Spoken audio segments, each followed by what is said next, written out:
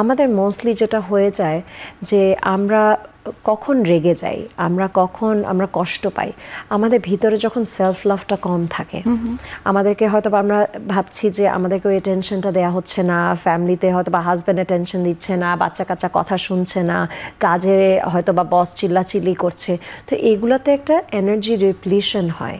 এই energy depletion থেকেই কিন্তু মেন্টাল হেলথ ইস্যুস দেখা দেয়। অনেকের এক ধারণা, সেটাকে আমি মিসকনসেপশন হয়তো বা বলতে পারি, আপনি যদি আমাদেরকে একটু এক্সপ্লেন করতেন যে ইয়োগা মানে মানুষ আসলে মনে করে যে মেন্টালি একটু আনস্টেবল অথবা কোনো কারণে তার কিছু অ্যাংজাইটি ডিসঅর্ডার রয়েছে, তখন কিন্তু আশেপাশের মানুষজন তাদেরকে পরামর্শ দিয়ে থাকে যে তুমি ইয়োগা করো, তুমি ফিট থাকবে। এই বিষয়ে আপনার মতামত আসলে কি? এই যে যখন আমরা ক্লাসগুলো করাই, যখন একটা ট্রেন্ড একটা ভালো টিচারের কাছে যাবেন, তখন উনি কিন্তু শুধু আপনাকে যোগ ব্যায়াম করাবে না, তখন আপনাকে এমন একটা প্রসেস দিয়ে নিয়ে যাবে যে আপনার ব্রিদিং এক্সারসাইজ দিয়ে আপনাকে যেরকম একটা কনফিডেন্স দিতে পারবে, ওখান থেকে আস্তে আস্তে আমাদের হিলিং হয়ে যায়।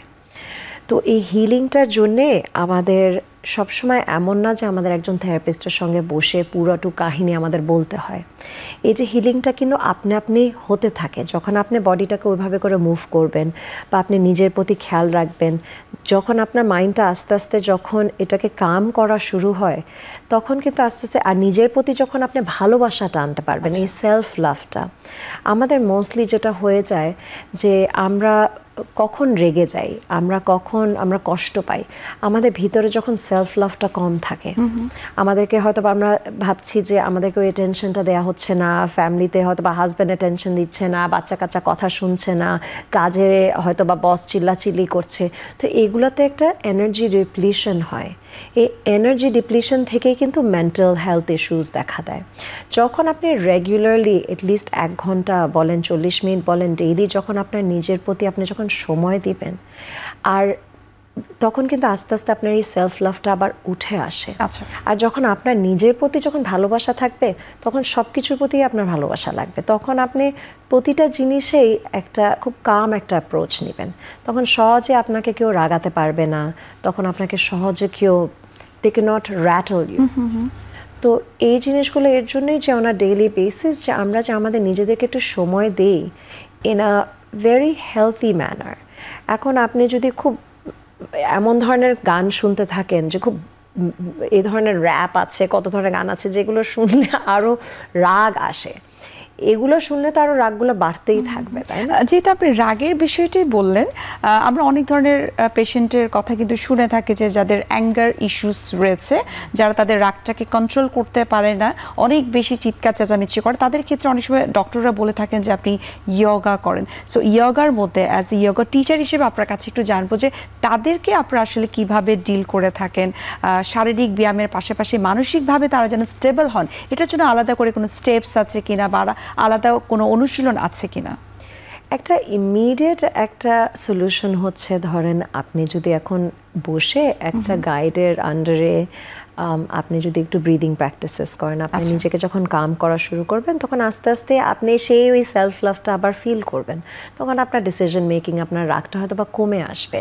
কিন্তু এটা কিন্তু খুব টেম্পোরারি একটা ফিক্স। খুব এটা হচ্ছে একটা ব্যান্ডেড লাগাই দেওয়া। আমার ভিতরে ইনফেকশন আছে, রক্ত পড়ছে বা পুজ বেরোচ্ছে, আমি উপর দিয়ে একটা ব্যান্ডেড লাগিয়ে দিলাম। কিন্তু এরপরে তো আমাকে এটাকে ট্রিট করতে হবে, এই ইনফেকশনটা আমাকে ট্রিট করতে হবে। ব্যান্ডেড দিয়ে আমার রক্তটা হয়তো বা বন্ধ হবে, ভিতরে ইনফেকশনটা রয়ে যাবে। সো ইমিডিয়েট, তাও আমাদের এই ব্যান্ডেডটা ওই সময়টাতে প্রয়োজন।